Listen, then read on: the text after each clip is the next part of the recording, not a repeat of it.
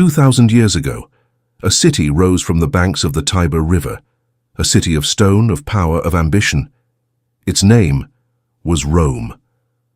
What began as a small settlement of shepherds grew into one of the greatest empires the world has ever known. Its armies conquered continents, its ideas shaped nations, and its fall shook the world.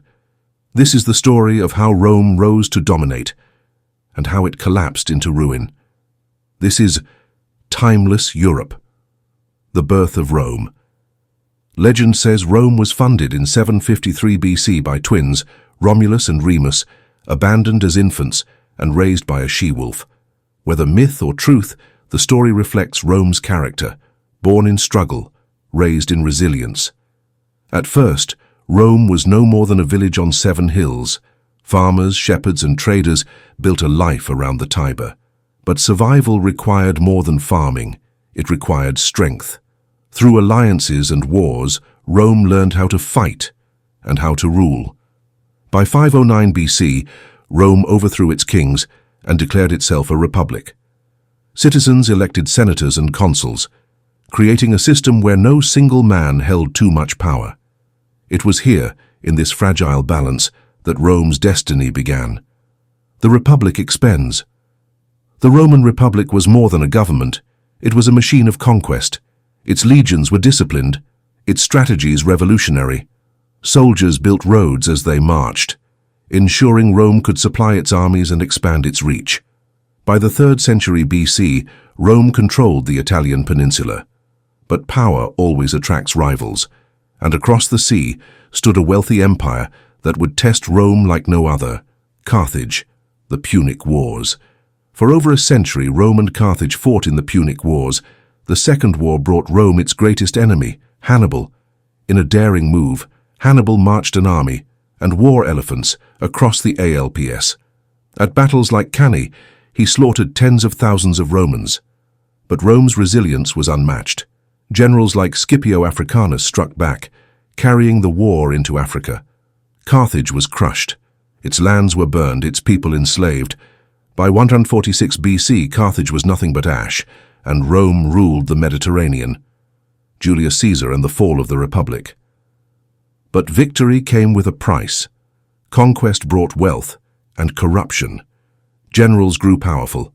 Senators grew greedy. The Republic weakened. Then came Julius Caesar. A military genius, Caesar conquered Gaul, expanded Rome's borders, and returned home as a hero. But his ambition terrified the Senate. On the Ides of March 44 BC, Caesar entered the Senate chamber. There, men he once called allies turned against him.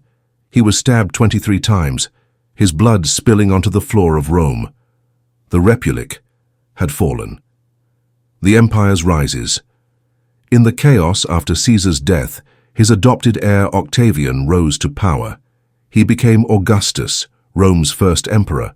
Augustus brought peace and prosperity. Roads stretched across continents. Aqueducts carried fresh water to millions. The Colosseum entertained thousands with games and gladiators. Roman law and language united people from Britain to Egypt. For 2 centuries, this was the Pax Romana, the Roman peace. Rome was not just a city, it was civilization itself. Cracks in the empires. But empires are fragile. As Rome grew, so did its problems. Corruption spread. Emperors fought for power, some ruling wisely, others in madness. Armies loyal to generals, not Rome, plunged the empire into civil wars. Taxes rose, trade declined. Meanwhile, beyond Rome's borders, new enemies gathered strength. The so-called barbarians, Goths, Vandals, and Huns, watched Rome with hungry eyes. The fall of Rome. In 410 AD, the unthinkable happened. Rome, the eternal city, was sacked by the Visigoths, its treasures stolen, its temples burned. For decades, the empire struggled to hold on, but by 476 AD, the Western Roman Empire collapsed. The last emperor, Romulus Augustulus, was forced to abdicate. The empire that had ruled for over 1,000 years was no more. Rome's legacy. And yet, Rome never truly died. Its language shaped Spanish, French, Italian, and more. Its laws inspired modern justice. Its architecture still towers over cities today. Even the idea of a Senate, of a republic, lives on. Rome fell, but its legacy remains timeless.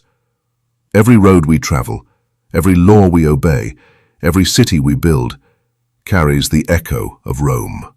This was the rise and fall of ancient Rome, a story of ambition, power, and decline.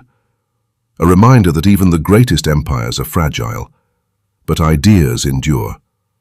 This is timeless Europe.